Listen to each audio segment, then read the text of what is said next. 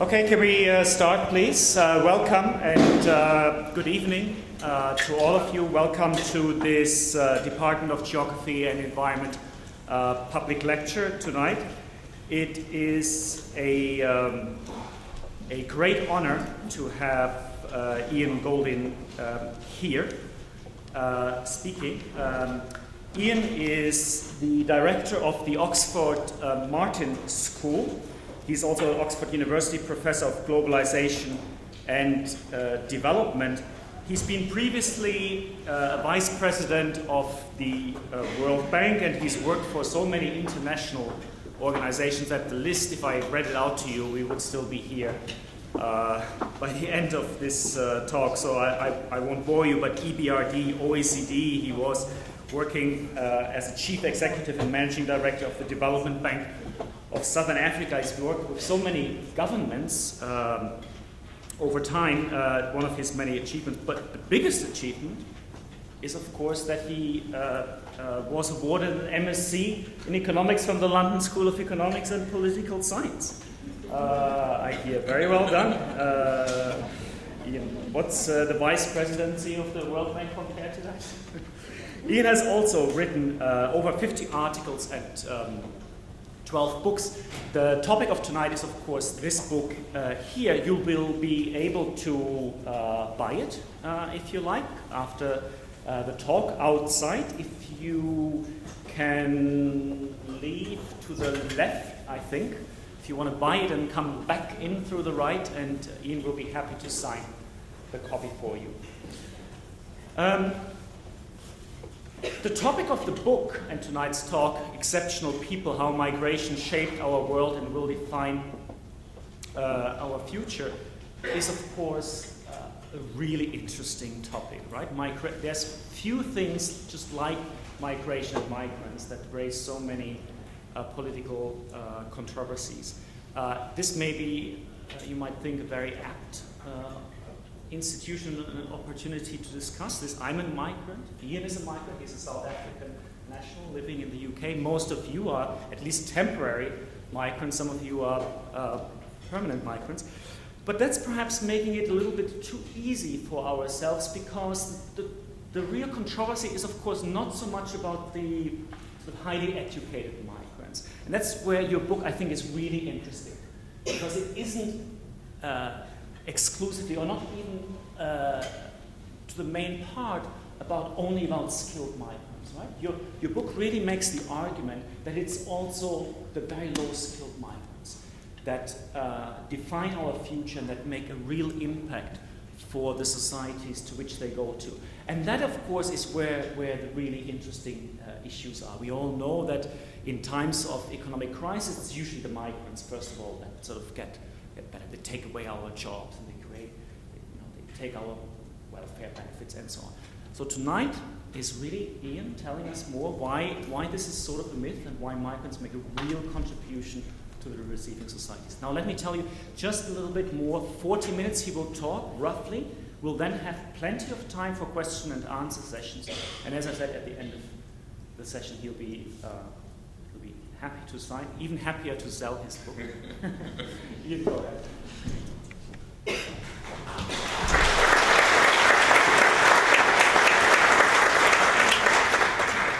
Thanks very much, Eric, and thanks to LSE for having me back. It's actually the second time I've come back to give a lecture since I got my MSc here. So the good news is if you pass and you do other things, you get invited back. How many of you are migrants? Okay. That's good. This is a very, very vibrant, innovative group of people. And the answer should be that you all put up your hands because you're all migrants. Everyone is a migrant, just depends how many generations back you look. And what I want to share with you is some thoughts about the role of migrants in history and why we need to think differently about this. And I think it's timely that I'm coming after the Prime Minister talked about this yesterday. I wouldn't say my views are totally consistent with his. The reason I wrote this book, which is really one in a series of 4 books I'm writing on globalization, is because of two real passions that came to the fore. And it's a step to the side for me. I've never really worked on this topic. The one is that I think it is the most misunderstood of all the globalization flows. And I'll come back to some of the reasons for that.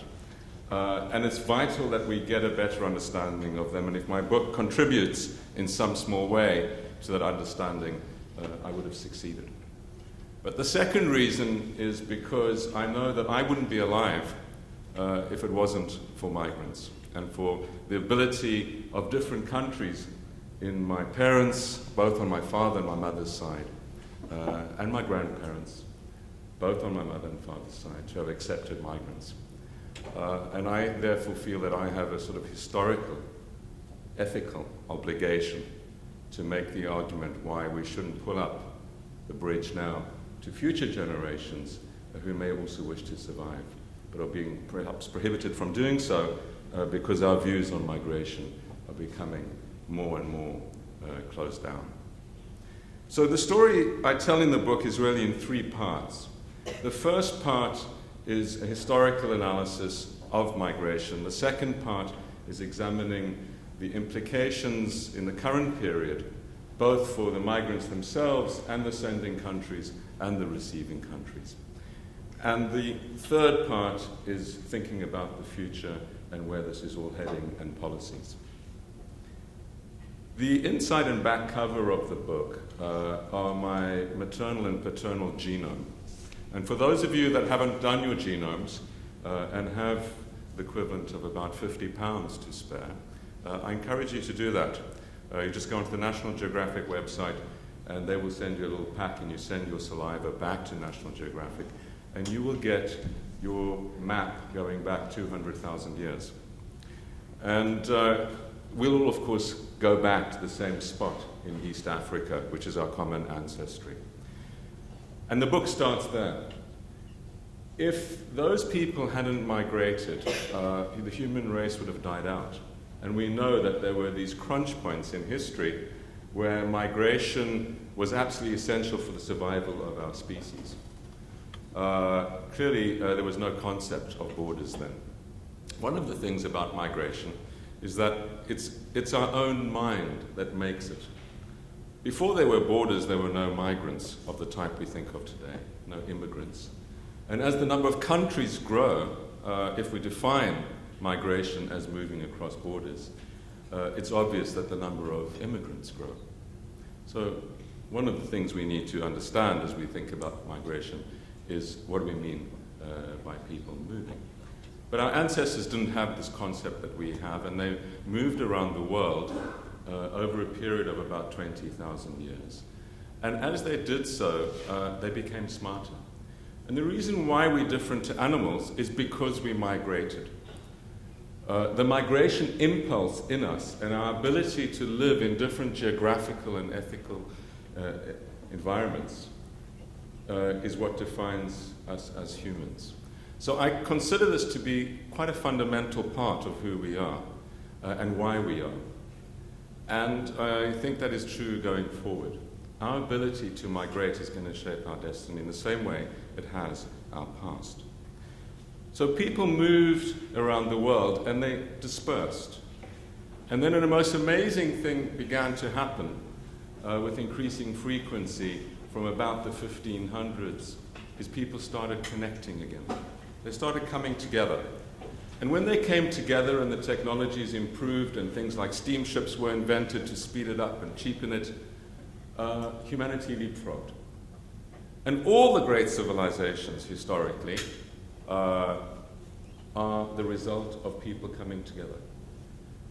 It's about people who spend thousands of years, or certainly generations, developing ideas in their own environment, moving to another environment and saying, aha, they do it differently. And if we share ideas, we can leapfrog. And so you have these periods in history, like about 1,000 years ago, like about 500 years ago, when great cities developed, when Islamic and Christian civilizations came together, when people learned things that had taken other people a very long time to develop. And what the Renaissance was, of course, about was an explosion in a very short period of time of collective genius because people came together. Because they embraced the civilizations coming out of what is now Turkey, that area of the world. Because people came across and met the Chinese, what are now Chinese, etc. And there was this leapfrogging process going on. Now, when this stops, civilizations go backward. And one of the things you learn from history, and that I learned, is that actually this is not a one-way process. It goes in fits and starts and can be reversed. And one of the reasons it's so important to think about globalization now is because this is not necessarily going to continue. We've seen in this period of our lives, the lives that we've lived, a most remarkable thing in the history of humanity, which has never, ever happened before. And that is the connectivity of people, the coming together of people at a rate, in a way, both physically and virtually, that has never happened. And so there are more people, more connected in the world than ever in history, and of course they're getting educated in the process. And this has led to an explosion of collective genius. And whether you're into hip-hop and you live in the slums of New York and teaching people in the slums of Shanghai how to hip-hop down YouTube, which is happening as we speak, or you're a scientist trying to find a new cure for cancer, this collective connectivity is what's going to drive us forward and lead to, I believe, a period of incredible opportunity. But whether we're able to seize this opportunity will depend on whether we are open to integrating with others and being able to understand that we alone, any one country alone, is not going to be able to solve its problems. So the first part of the book is looking at this and making the point not only that connectivity and movement was the cause of development, but also that it can be reversed. It also highlights another point, which is, I think, very important, which is one can't be Panglossian or believe that all migration is good. There were terrible things done, which we call migration, like slavery, like forced movement of labor, and many other dimensions of it. So it's not that this is somehow an innocent process. It was often done in the name of imperialism, of the destruction of one civilization by another, either intentionally or unintentionally, as was the case with diseases spreading into large parts of the Americas. But the effect, in retrospect, is fundamentally to transform the geography of the world. Now, passports are a very recent invention. There was a lot of discussion about passports at various times in history, but all the same thinkers rejected passports because they believed, and not least the great philosophers that economists looked to, like John Stuart Mill, that these were incompatible with not only development, economic development, but also the ethical basis of their philosophies. It's a great irony to me that the neoclassical economists now and the great upholders of Adam Smith, who many regard as their forefather, don't read what he says about migration. Because what he always said, and I quote, "The free circulation of labor from one employment to another and from one country to another is essential." This is true of all the great thinkers on economics, as I mentioned, John Stuart Mill and others, but also the legal experts at the time. So Bollas, for example, who was a leading Italian theorist, talked about, I quote, "The surest thermometer of the freedom of people is to be found in an examination of its legislation concerning passports." And in the UK, the Secretary of State, 1872, said, "By the existing law of Great Britain, all foreigners have the unrestricted right of entrance and residence in this country." So something happened about 100 years ago, and it's a most shocking time for people. And there's a great novel by a guy called Travin who writes about this and talks about this experience. He's traveling around and he's leaving France in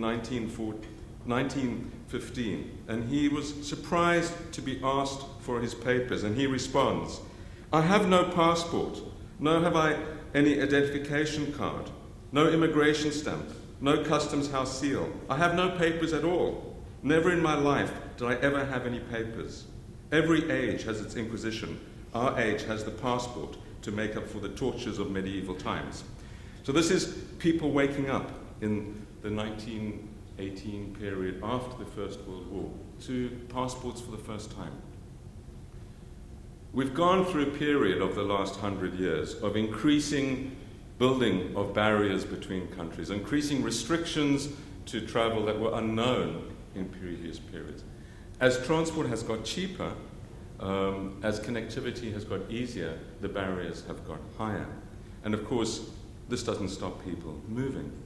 Now, there was a period, in the period about 1850 to about 1900, where there was a mass migration of people, much greater than anything we are experiencing now.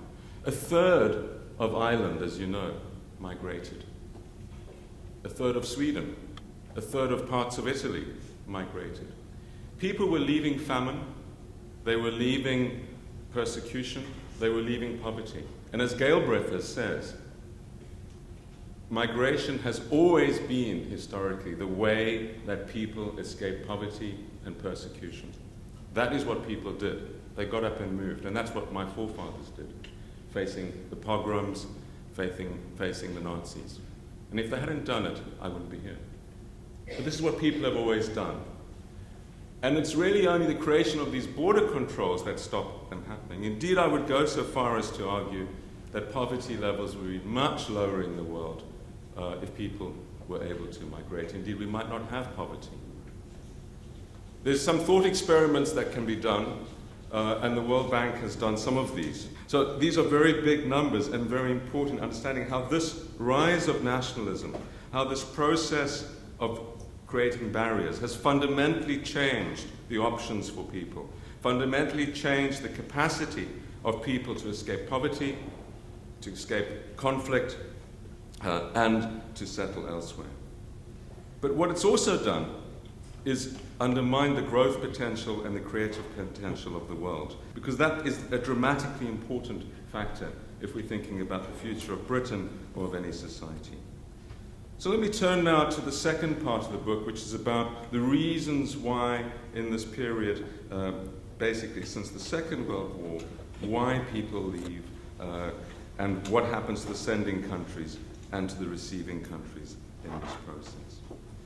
Well, I've given some hints already of why people leave. They leave because of persecution, because of poverty, and because of income gaps.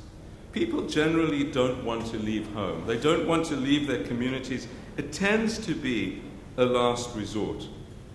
And when you look at the data around who leaves, it tends not to be a personal decision. It tends to be a decision made by a family, by a community. It's often the eldest son, eldest daughter, depending on which communities they're coming from, and often against their will. The family often decides that this is a way of risk insurance. When my grandparents left Eastern Europe, they had 10 kids. They sent each kid to a different place. It's really unimaginable that I would do that, even to my 2 children.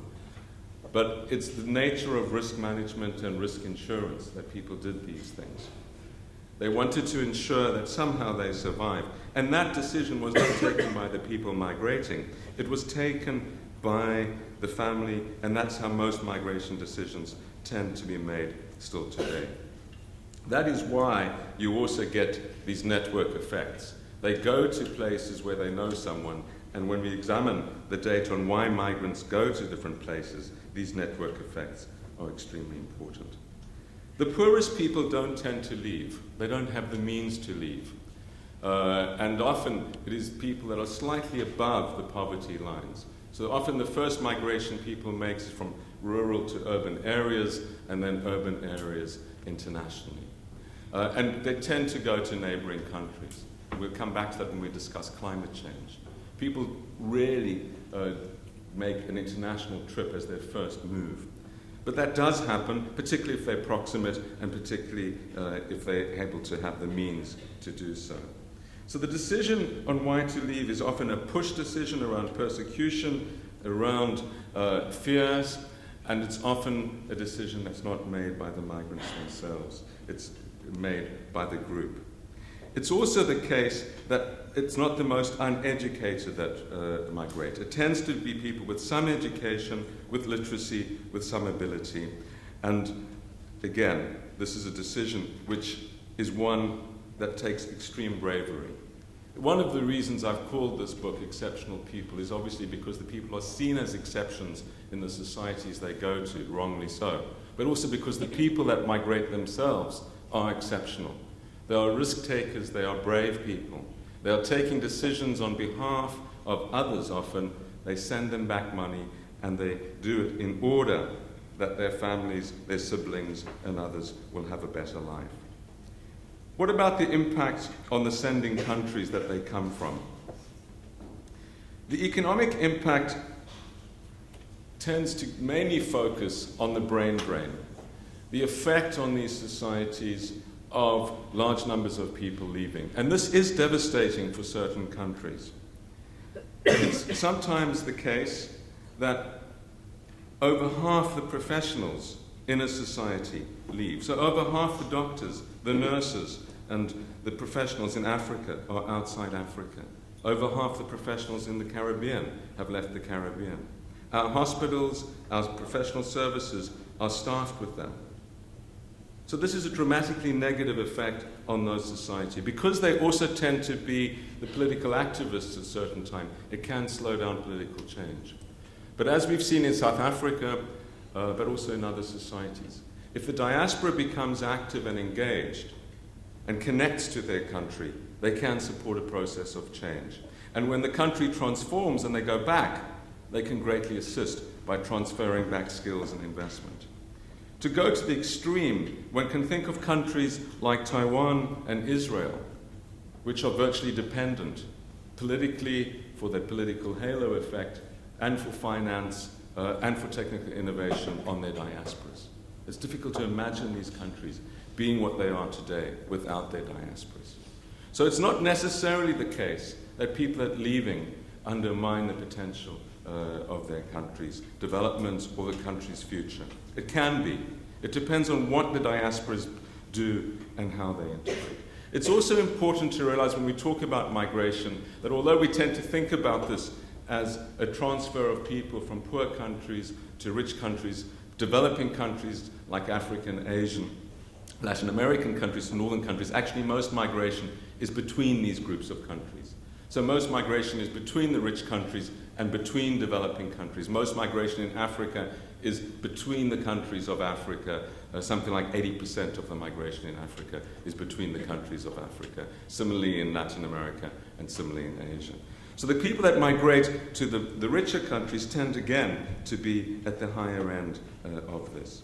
The migration between the rich countries currently is about 53 million people, about 61 million people between developing countries, and from developing countries to developed countries, about 50 million people, and from rich countries to developing countries, about 14 million people. So it's the circular movement of different people. The migrants that go to other countries send back to developing countries about $350 billion a year in remittances. And these are most probably underestimates because people often send back informally. These are the officially recorded remittances, growing very rapidly. These are very significant transfers. For many countries, this can be half of the income of the country. And for poor people in poor communities, it's extremely important. So many communities survive on the flows of money that come back to them, and often the poorest. The good thing about remittances as well is that they're counter-cyclical. In other words, when people are worse off, they tend to receive more money. This is very unlike aid flows, which are pro-cyclical.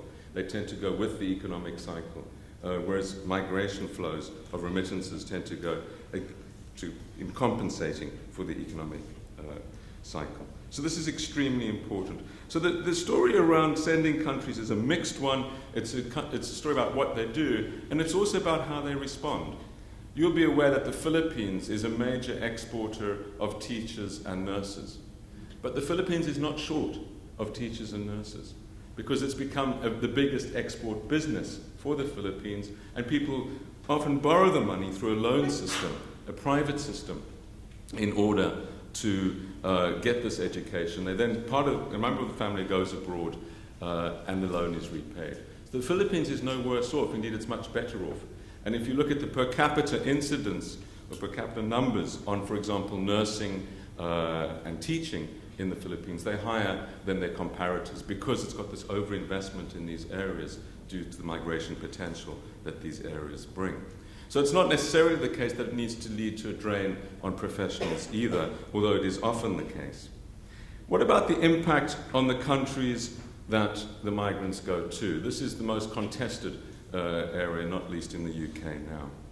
And let me just go through a couple of dimensions of this, because people worry a lot about this. And I'll focus, because I'm an economist, on the economic impacts.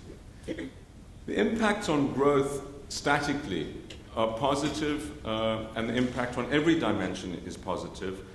But there's an extreme weakness in the economics around these numbers. And that's mainly because they only take account of static comparative analysis. And I'll come back to what that means. But essentially what it means is that we don't think about the long-term gains to societies or the diverse gains that come from migration. So the studies that there are tend to suggest that in the US, for example, about $10 billion plus a year from migration and the creation of something like 20 million new jobs created by migrants. This is on a static basis. Similar sorts of numbers apply for Western Europe and Southern European countries.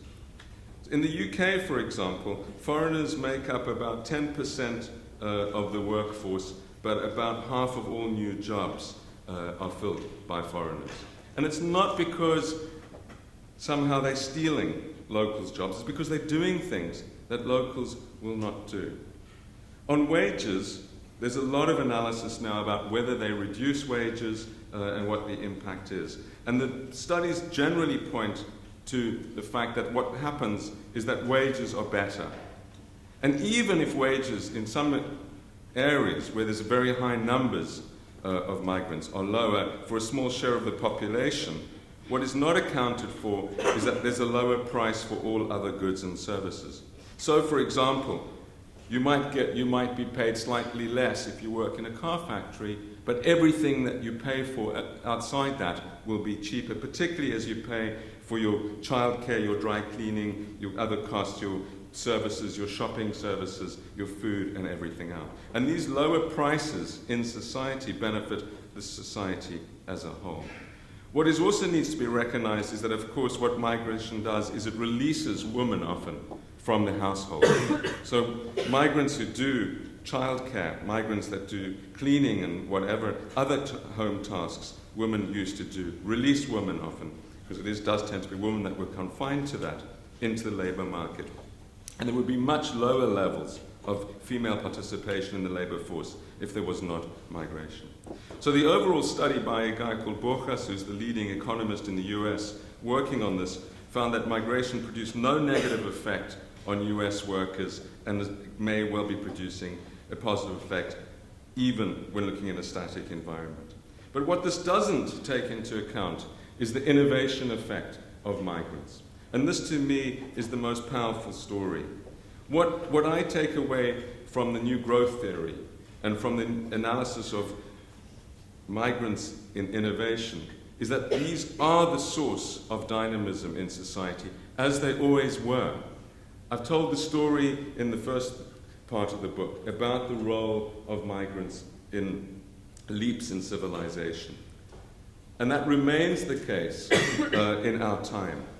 Why is it that migrants make up such a high share, for example, of Nobel laureates, Academy Award winners, film directors, musicians, and other people, inventors on the frontier of society? It's because these people are able to bring diverse perspectives into their environment. and create in a way that people that have been in it have not seen. It's no accident that more than half of the patents taken out in the US now are by migrants, even though they only constitute about 10% of the population. And when you look at the startups in Silicon Valley, and one has to think first, following the tragic death of Steve Jobs, of him, Steve would not be allowed into the UK now. Father Syrian, mother German Swiss. And similarly, the other big firms, Yahoo, Google, PayPal, eBay, Intel, all of these firms, migrant startups. Half the Silicon Valley startups are by migrants. Half the investment in Silicon Valley by migrants. And when you look at the high-tech end of the patent spectrum, I gave you the aggregate number, it's 3/4 of the high-end side is migrant. So a very dramatic effect. Migrants account for 40% of the science and engineering doctorates and 67% of the engineering and science workforce in the US. It's impossible to imagine the dynamism of that society without migration. And it's not just that these are creative people, but it's that their being in an environment creates a more diverse and exciting environment. And there's a great analysis by a guy called Scott Page, which shows that diversity brings a higher rate of invention and innovation. Diversity crowds in, not crowds out, invention. He looks at the analysis of the number of H-1B visas in different industries in the US and in different localities. And then he looks at patent filings, and he finds a direct correlation between a 1 percentage point increase in migrant and 15% increase in patents. So it's not just that the migrants themselves are filing the patents, they are providing around them an environment which increases everyone else's filings around them as well. What about the fiscal impact, which has been much talked about? Are these people a burden on the taxpayer? Again, I refer mainly to the data in the US because it's so much better than in Europe. What this shows is that in all environments, migrants put in much more than they take out to the taxman. And that tends to be because migrants, for the most part, are healthier, or higher levels of income participation, in other words, there are lower levels of unemployment around migrants. And this is a very important point, where they are documented and part of the system, they're extremely law-abiding. Now, one can talk at length about undocumented and what are called illegal migrants. What's very important for societies is to ensure that people are part of the system and included. The studies in the US show for the UK that foreign-born population contribute 10% more to the UK government revenue than they receive through benefits. Were it not for this is a quote from this study, were it not for the immigrant population, either public services in the UK would have to be cut or the government would need to increase the basic rate of income tax by 1 penny in every pound. This is true in most countries where the studies have been done. Either this impact is neutral or it is positive. Research looking at the impact of Polish, Czech and other migrants to the UK from the 10 countries that joined the European Union in 2004 showed the migrants contributed, and I quote, significantly more in taxes than they received in benefits and services. Migrants from the accession countries paid 37% more in direct and indirect taxes than they received in benefits, and through all the different types of benefits. So all the data that there is points to, paradoxically, that we should be concerned about too few migrants, especially if we want to reduce our taxes. So the burdens tend to be economically very positive in terms of more migration. It's the social impact that people worry about, and that, I think, drives a lot of the politics. When you look at this, you try and understand why is it that we're so concerned about migrants. And you look at different cities around the world, as I do. There's some cities like Toronto, where half of the population are foreign-born. Toronto has just been voted in a poll I saw as the 3rd best city in the world to live in. I imagine that's because there's the best range of food, of music, and of other things. It's the most vibrant city. It's a growing city. It's a city of innovation and change. And that's true of much of California. Not surprisingly, California, like in many other respects, is trying to separate itself from US policy and be much more inviting of migrants. Because these places which understand this are going to be the places of the future.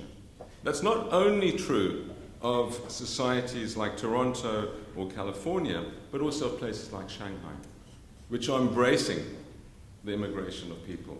Over 100,000 people, foreigners, growing by 20% a year in Shanghai.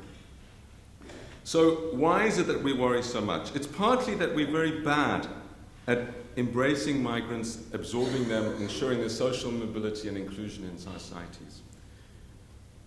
It's also that we're not very good at distributing migrants. So you can understand the pressures on a place like Lampedusa in the south of Italy, or Malta, or Greece. If by an accident of geography you happen to be the entry point for migrants, as Slough is in the UK, 24% of the population of Slough up the road, migrants. I can understand why the people of Slough are worried about that.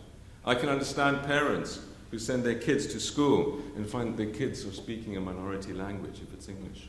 That is a real concern, and you can understand where the politics of this comes from, especially when unemployment is approaching 10%, as it is in the UK. So you can understand the concerns, but these concerns are about the failure of our politics to, A, be able to distribute migrants. So it's wrong that the refugees from North Africa get stuck in Lampedusa or Malta or Greece. This is a collective burden for the whole of the European Union, and these people should be accepted by the whole of the European Union, not sent back to Greece. That's actually the legal position as well. The common movement of people in the European Union has been one of the great success stories of our time. This is the only experiment, as far as I'm aware, since passports were invented, of abolishing them. And it's absolutely extraordinary that in 23 countries you can move around without a passport in Europe. It's been a source of enormous benefit for Europe, not only in terms of its economy, creating one space, but also, it's most importantly, I think, ended the prospect of war in Europe. So this is the most amazing thing. But to say that actually if you're from North Africa you can only go to Greece or Malta is not part of that spirit. So one question is our ability to absorb people, our ability to direct resources to help integrate people. And I must say, I find in this concept the idea that we should shop people, that we should become suspicious of them and wonder if they're foreign, check the identity of our neighbors, to be contrary to a spirit of inclusion. Successful policies around migration are about ensuring that migrants identify with the society they're in, feel part of it, and feel like they're wanted and needed by that society, have a place in its future, and therefore can be part of it. Where you find marginalization is where people feel disaffected, where they feel that they are the other, that they are not respected for who they are and what they are bringing.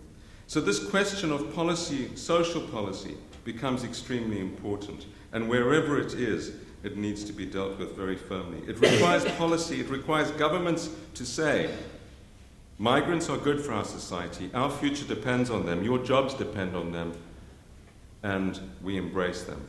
And by the way, we are all migrants. For anyone that doesn't believe that they're a migrant living in England, I encourage them to read a great book called Bloody Foreigners by a guy called Winder.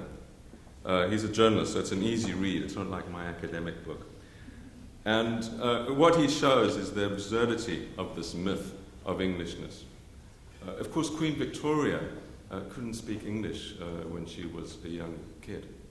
The idea that we've invented so recently about what it is and how we define ourselves needs to be re-examined. We are a great society, a society that comes together because we believe in the virtues of democracy, of freedom, and of the space that the society has created. Let me briefly turn to the future. The future, I believe, will drive this debate. It will drive it in a number of respects. Firstly, the economics and demographics are compelling. It's very difficult at this time to imagine it because we're living in a very difficult and dark time of high unemployment and economic crisis.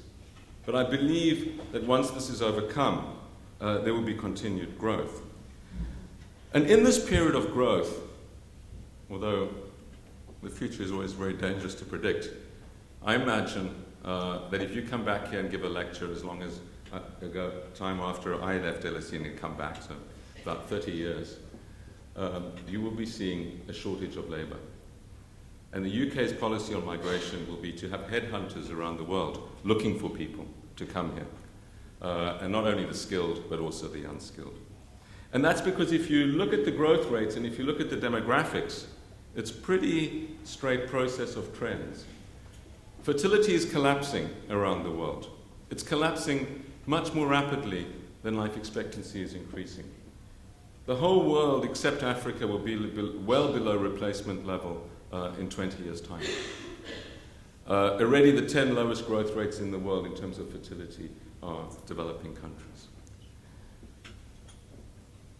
The rich country labor force, because of these demographic trends, will decline from about 800 million to about 600 million over the next 40 years.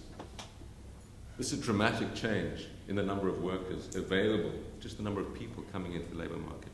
There will be changes. There'll be changes in the nature of work. There'll be changes in age of entry and exit. We'll abolish ideas of pensions and retirement. All of that will be history. But in the process, we will have grave labor shortages, particularly for those of us that are going to be elderly. Life expectancy increasing dramatically. While we share this 90 minutes together, your life expectancy will increase by about 20 minutes. So all lectures at LSE are good. When this plays through, you should live to close to 100. But who's going to be looking after you in your old age? Who's going to be paying for your pensions, for your retirement? Who's going to be in the society to service you, to work in the restaurants, to help you? Our story that we know now about migration is going to turn itself on its head, just through the demographics. And when you put this together with the economics, you'll get a very different picture. Because actually the societies the migrants are coming from are going through an even more dramatic transformation than the societies they're going through. So they won't want to come. Also, what we know is that as people get educated, they don't like doing certain things. When I came to LSE, I think about 5% of the UK population went to university. Now it's over 40%. It's a dramatic. People with education, university degrees don't really want to clean the streets. They don't really want to wash salad in a restaurant or clean an old lady in her bathroom. So as our aspirations change, we want to do different things. We're going to need other people to do these things. And we will embrace them because we'll want them, and we want them to pay our taxes, we want them to be legal, we want to know who they are, and so we want them to be documented. So this will change, it's just a question of time. The other big driving force, of course, is going to be climate change and the environment. This is dramatic, and depending on where you look to on your time horizon, will fundamentally change the nature of people movement. In the short term, it will mainly lead to movement within regions, and already is, like within the Sahel of Africa. But in the longer term, where will the 50 million people in Bangladesh go who are only a meter above sea level when that becomes inundated? They actually won't come here. They'll go to their neighboring countries. That's what migrants do, most of them. But there will be spillover effects. And we'll have to ask ourselves very difficult ethical questions. Like, do we have a responsibility for this in any way? If we have put the carbon into the atmosphere, which is lifting the level of the seas, do we have a responsibility for the lives of the people so affected? And what's our response? In the end, I think we will find that the ethics and the economics come together. That we embrace migration not only because we believe and know it is our future in terms of our economic livelihoods, but also because we know, ethically and morally, it's the right thing to do. Thank you.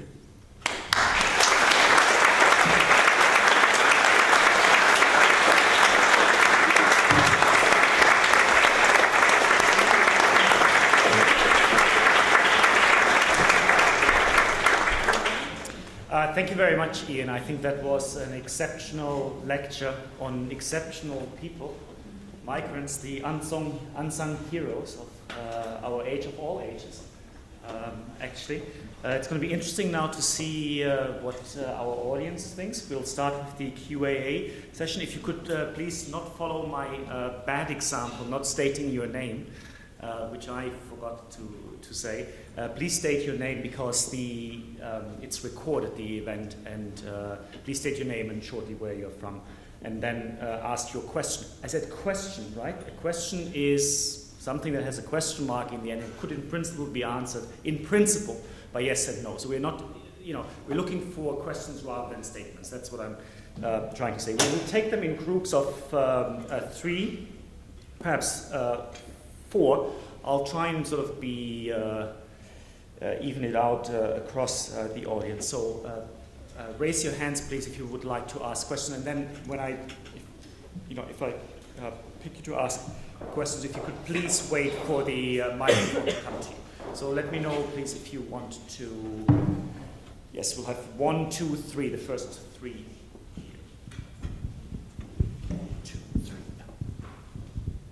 Diana Harding from the University of East Anglia and an alumna of the LSE. My question relates to your point about the dynamic effects of having migrants from around the world. And one thing that Borjas has shown by looking at mathematicians in the United States is the fact that if you are competing in the same areas as the migrants, you actually might become less productive. Related to that as well, and something related to the dynamism of having people moving between different countries, is the fact that, well, by having people in a given destination, you obviously do shake hands and know them directly. However, communication networks nowadays are allowing us to exchange ideas across the world without having physically to be there. Doesn't that undermine the essential role of migration today? Okay, thank you. Gentleman here. Yes, thank you very much. The name's Ewan Grant. I'm a former intelligence analyst with Customs and Excise covering the ex-Soviet states. My question, which admittedly the 2 examples I'm going to give is based on long-term forced migration, is how are the societies going to socially interact as opposed to the economic points, which I think you very well covered. The 2 examples I was given, in 1983, bear in mind that's 1983, not many years before 1991, I was on board a Soviet warship in Greece, and it was very, very noticeable that this was one almightily fractured society. Every single officer and petty officer was European, and every rating, and there were an awful lot of them, was from Central Asia. And I've seen, since working in Central Asia, I've seen still some of that attitude continue. The other is from a democratic society, almost exactly a year later. When I was at the Alamo, I noticed that this was a city of 2 separate societies. Everybody there, everybody walking around what was left of it, was very much a WASP. And everybody else going nowhere near the place was Hispanic, black, and indeed Native American. So clearly, that example seems to be working economically, but I would have my doubts socially, and of course we saw what happened to the Soviet Union. Okay, thank you. If you don't know what WASP is, it's White Anglo-Saxon Protestant. Yes. Someone there, yeah. Hi there, my name's Simon Pope. I'm a New Zealand-born, but to an English father, so I've come back. My question is basically, if you were to imagine the ideal policy shift from what we have currently in sort of migration rules around the world, how would that happen? Would it be an instant lifting of national borders, or would it need to be more progressive? Interesting set of questions. Yeah, thank you very much for those questions, which also allow me to cover some things which I omitted to do. I think they're fascinating questions, and I don't have the answers, and I hope you do, because I'd love to know them. But this question about whether virtual connectivity is a substitute for physical connectivity is one that I've been thinking a lot about. And I don't think it is. I think it makes one more selective in your physical connectivity. I think it enables all sorts of things which are unimaginable because of the breadth and reach. So people learning to do things around the world, like my hip-hop dance examples between Harlem and Shanghai. And that will lead to a very rapid release of energy. But when you speak to people in any profession, there's still no substitute for the real physical connection and collaboration. Both in the sustained sense, like people working together in a lab or in a band or anything like that from different environments, and in the one-off sense of going to a conference or going to a meeting. I think being more selective allows you to do it. And one of the interesting areas is the crossover between these things. So how do you make the virtual experience feel more real? How do you make the reals bring in some of the virtual to it? But I don't think that is going to reduce it. The other thing that I think is important that we realize is that because income growth is so rapid in the world, especially in the developing world, places like China, 10% compounded growth, people doubling their incomes every 10 years. Far less than 1% of people ever traveled. When you get small movements on very big volumes, you get massive shifts. So even if you have a smaller number of people needing to travel, because we're moving into this era of super connectivity, 1 billion new middle class people coming in, hundreds of million newly educated people, they all want to go somewhere. Everyone wants to come to Oxford and look at it, or come to the LSE and look at it. There's no virtual substitute for that. The point about AUKUS and competition, the declining return on this is, I think, an interesting one. When innovators come together, there's lots of externalities, as we've seen in Silicon Valley, as we see in many environments, as we've seen in universities. And there's no evidence that I've seen that it does increase competition, and therefore, at the margin, not everyone can be better off. But the whole ecosystem benefits as a result of that. And I think one needs to think about these environments of creativity as ecosystems. And it's the churn. I'm a strong believer in the notion of creative destruction. It's the churn. It's the more rapid evolution. A lot of people with new ideas pushing out people with ideas that aren't just quite as good. And that's what's healthy, and that's why we see it. And of course, I think it was in the media yesterday, we wouldn't have our graphene Nobel Prize winners in Manchester or others if they weren't allowed it. The question about stratification of societies and how migration plays into that is a very difficult one. And I must say, this was obviously clear from my lecture, I'm an economist, and so I tend to see the world in rather economistic terms. When you start looking into the sociology and anthropology, it gets a lot more complicated and outside my comfort area.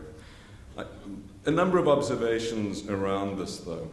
The one is, I haven't seen any evidence that migration leads to homogenization of cultures, or indeed globalization leads to homogenization of cultures. The French had a great worry, and I see it resurfacing now in the French presidential primaries, that somehow globalization will lead to the abolition of French restaurants and everyone will eat McDonald's and listen to hip-hop in France. There's no evidence that this is the case. On the contrary, it's attracted more people to French restaurants and they're doing better than ever. And that's true across cultures and across societies, and actually has also led to the recreation of them. So, for example, a culture like the Armenian culture, which was virtually dying out, has been recreated by the number of migrants that have moved, but the reinforcing of that with the virtual collectivity, so Facebook communities around it and other things which allow it to happen. Does migration lead to increasing stratification or decreasing? I think it's partly a generational issue. It happens over time. The evidence, again, that I've seen most of is from the US. You look at the absorption of communities over the last 100 years into the US, the different waves of migrants that have come in. And the first generation, still people can't speak the home language. Second generation, a little bit more integrated. Third, more so. And incidentally, this isn't always a good thing. If you look at the health indicators, for example, on migrants, they tend to be best first generation and revert to the mean. In the case of the US, that tends to be a bad mean. They get more and more obese. They take up more and more bad habits over time. So it's not necessarily the case. When you look at, for example, the health indicators on Mexicans going into the US, they're getting worse as with each generation of staying. So I think it's partly a generational question, it's partly a social question, but I think that it's largely neutral. In other words, has the English class system, you've been a great expert on this, has the English class system, the way that the upper class in the UK think about the working class changed fundamentally as a result of migration over time? And I'm not sure what the answer to that would be. And so despite the waves of new people coming in, they just recreate their myths and other things over time.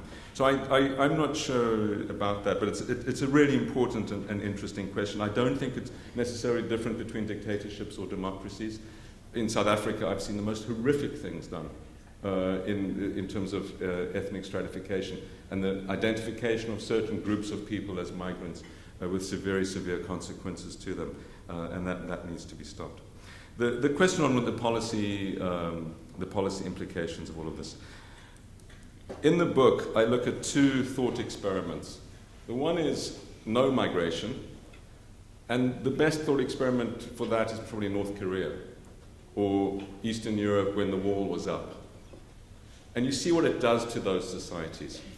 It totally ossifies them. It stops their intellectual development, their political development, and it condemns their people to basically living in a society which the world has long since passed. That's the one corner solution, no migration. The other corner solution is free migration. And the best example we have of that is the European Union, which seems to have been, despite all the rhetoric around this, a resounding success on this dimension. It's also, incidentally, not led to the mass movement of people. Look at the number of Southern Europeans who have not migrated to Germany or to England or anywhere, even though our average income levels are double or three times, or were when the borders opened, their levels. Some people moved, but actually the net movement now to Poland is back. So it's also a thought experiment about how many people would move if they had free movement. And it shows much lower levels of numbers than we imagined. Now, I don't believe that we should go for the straight opening of borders. I think that would be politically naive. I think about migration as I think about trade.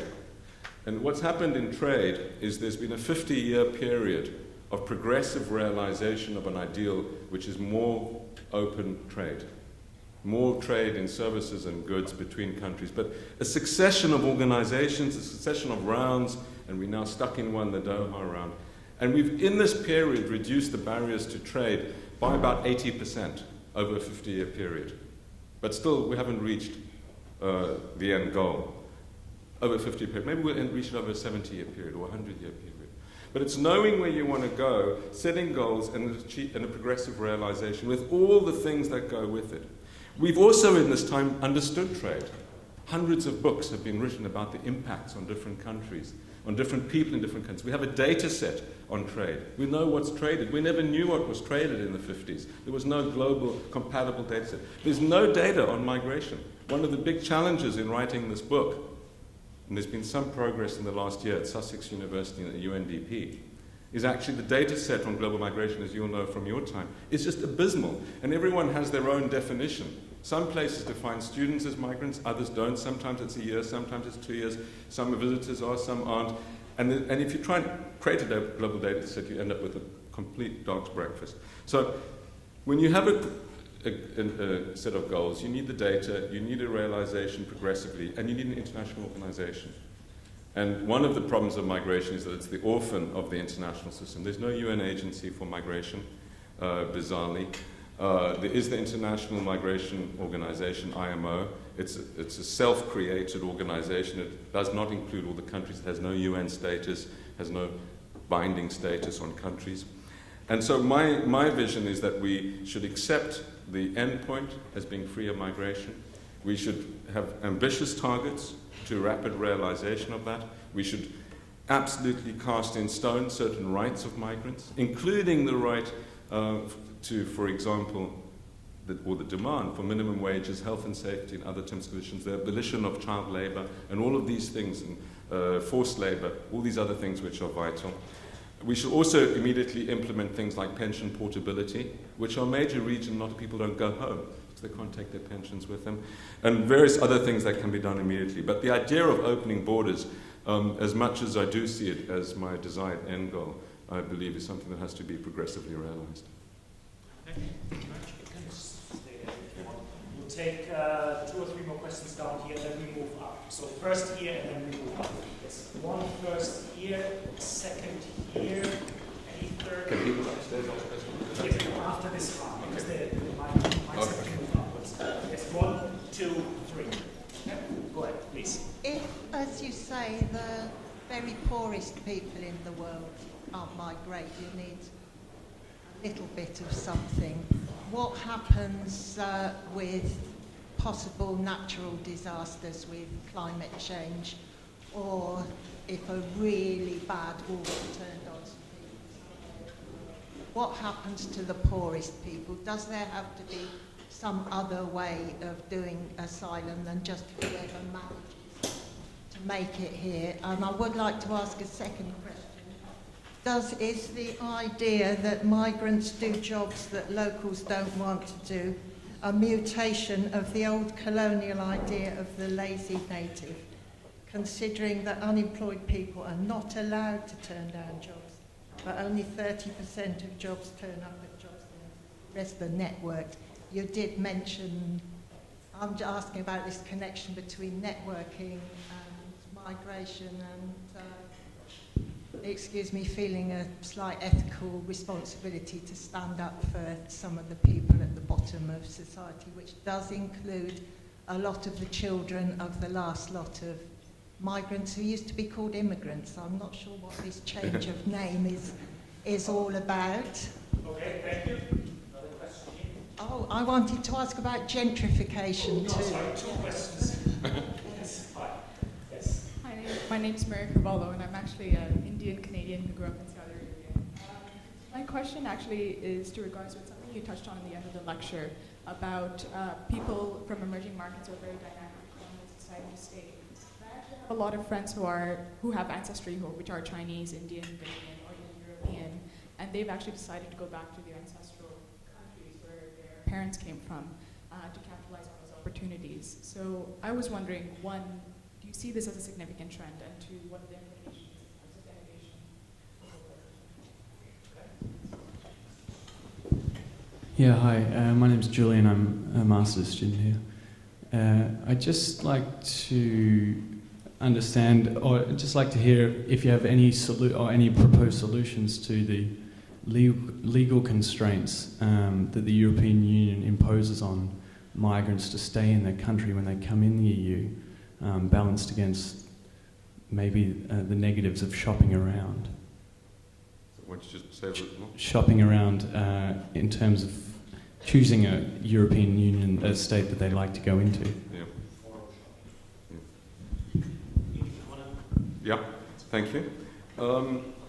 What will happen to the poorest people, I'm afraid, is what's always happened to the poorest people, is they get the very short end of the stick. The poorest people are always the most vulnerable to all shocks. Economic shocks, climate shocks, war shocks, any shocks. And I'm afraid that will remain the case, particularly those that are least able to move. And you see this in the famines in East Africa now, and you see it always. When you look at the evidence around, for example, the Sahel and climate shocks over time, what you see often is the poorest, well, people die, the poorest people move a little bit, like to the local village, and then when they have enough resources, they move back onto their land. There's a lot of resilience in these societies, but there's also going to be, when you get structural change, like you'll get through climate change, through changes that they will not be able to be resilient to, I think there's going to be a lot of death, basically, and starvation coming out of these environments. I think it's up to people around the world to decide what their ethical responsibilities are. I don't see migration as solving that particular problem in general, because these are not people who, I believe, have the resources or necessarily want to migrate. They want to basically be as close as they can to their home and their people, but need the resources. And I think that's where humanitarian relief has a massive role to play. And one of the tragedies of the world, which I was personally involved in, is that for some bizarre reason, the global humanitarian system is reactive, not proactive. So every time there's a crisis, the first thing that has to happen is that a whole lot of people have to run around with their begging rolls to the international agencies and governments and ask for money, and then they can go and buy the food and the tents and everything else they need to buy. Precious time is wasted in this, and one of the things that we're trying to do in the international humanitarian space is create a pot of money which would be ready for the next crisis. So that's very important. But I think that in the end it's going to be humanitarian relief, as well as, of course, addressing the root causes of the problem.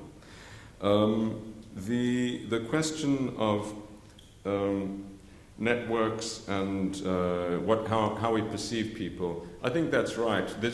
There's always been this and again, part of the reason for the title of the book, and this book by Winder on bloody foreigners illustrates this very well. There's always been the regarding of the latest wave of migrants with disdain.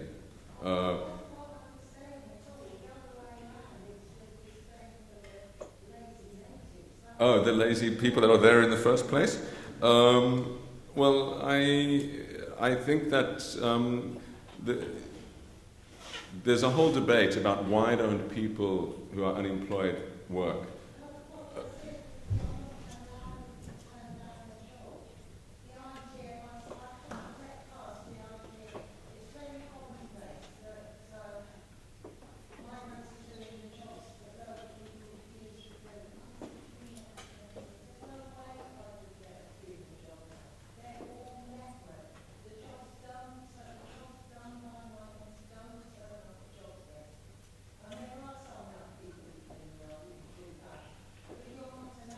Okay, no, I get your point now. Yeah, I think that's a very big issue, and part of the issue that, as I understand it, is are migrants really part of the system? And one of the things I advocate, which is not necessarily popular, is the full documentation of all migrants. So I believe that migrants should be part of the system, should be subject to minimum wage legislation, health and safety legislation, tax, criminal records, and everything else. Because I believe in that way, they are unlikely to undermine locals in part. There's lots of other good reasons for it, like they will pay tax, like we'll know who they are, like we'll be able to help them and their children, etc. But part of that is that what you don't want in society is two tiers of people. Those that abide by the law, whatever law, and those that don't because we don't know who they are and because they're somehow under the radar. And I think one of the ways of dealing with that, and it's very true in the US as it is in the UK, is by bringing people into a documentation structure. Now, does that lead to a moral hazard where people who suddenly find that they've come illegally into the country suddenly become documented? That is a very big issue to deal with, but I believe it's about the stock of people you have and then having a more humane system of entry control. The question on are people going home and innovating? I think the answer is yes, and one of the things that I found most difficult to get my head around is some of the perverse effects of controls of migration. So ask yourself whether Bangalore would exist if the US had accepted all the high-tech Indian engineers that wanted to go to the US, and what the impact on Bangalore would be if the US didn't have such strong H-1B visa controls. And I think part of the answer would be that Bangalore would have started much later.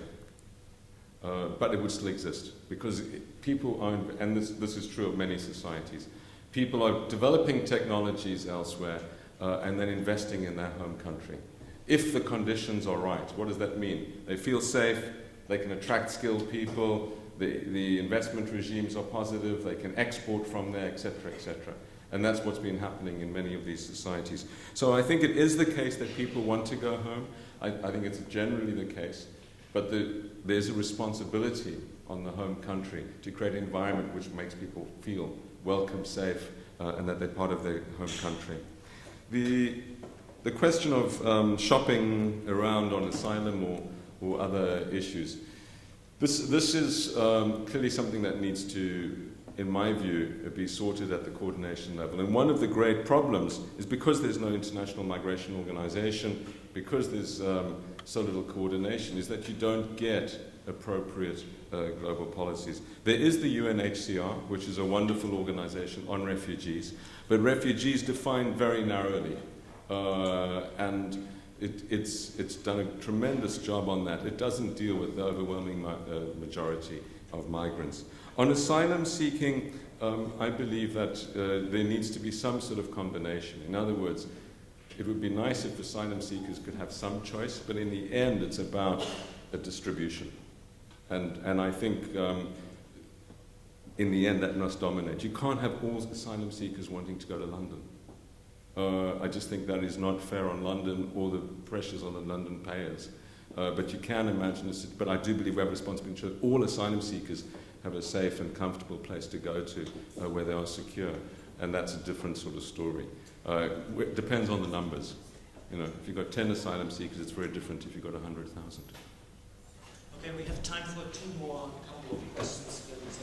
We can only take a couple, so I will have in the very last row, yes, the gentleman there, and then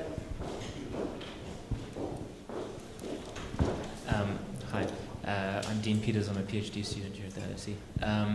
So I'm just thinking about this, the social dimension and this notion of integration. And it seems like that's going to depend a lot on the scale at which migration is occurring, right? So when there's very small numbers of migrants, they probably integrate quite quickly and simply because they have no choice.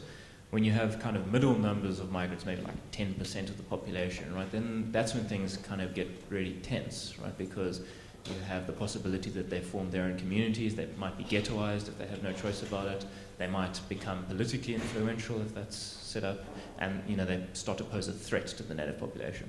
And then you kind of move through that point to, I guess, the Toronto case, where there are just so many migrants, you just essentially establish a new kind of average or intermediate culture between all the available groups available. So I guess the question is, should we be trying to push through that intermediate zone as quickly as we can? Should we be trying to avoid, keep in that zone but try to mitigate some of the problems that occur there? Or what should be our approach to dealing with these social tensions?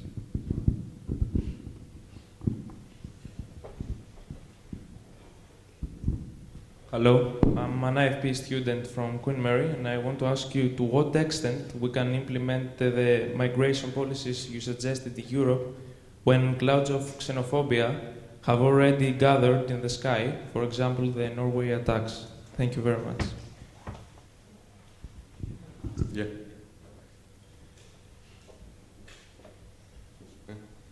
let's have I'm ready. one last question. I'm an immigrant.